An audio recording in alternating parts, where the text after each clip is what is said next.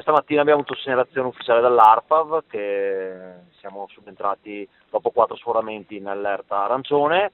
4 giorni consecutivi di smog alle stelle, scata a Treviso come in tutti gli altri capoluoghi di provincia del Veneto, con la sola eccezione di Belluno, l'allerta arancio. Stop dunque dalle 8.30 alle 18.30 alle auto diesel fino ad Euro 4. Restano le limitazioni del livello verde per gli altri mezzi, i furgoni diesel fermi fino all'Euro 4, le auto a benzina fino ad Euro 1 e di ciclomotori a 2 tempi Euro 0.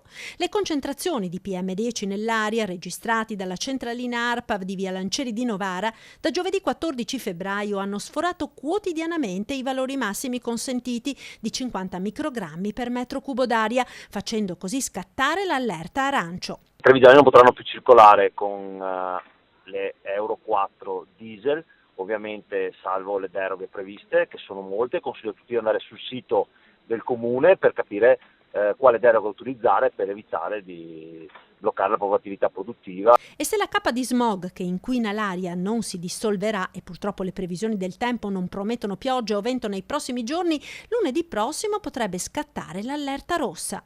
Ci auguriamo, ripeto, le condizioni che ARPAV ci dà sono quelle di un generale miglioramento della situazione, ci auguriamo di non entrare in questa situazione. In quel caso l'allerta rossa prevederà il fermarsi anche di quelli che sono i mezzi commerciali per una fascia oraria dalle 8.30 alle 12.30.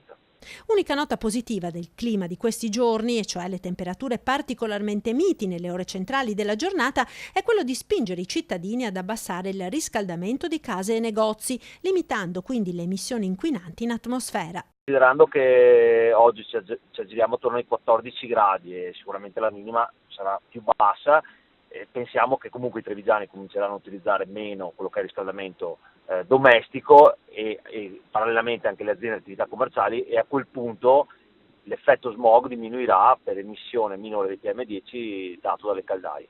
Ma l'anomalia climatica sta facendo sentire i propri effetti anche sull'agricoltura, con la Coldiretti che lancia l'allarme.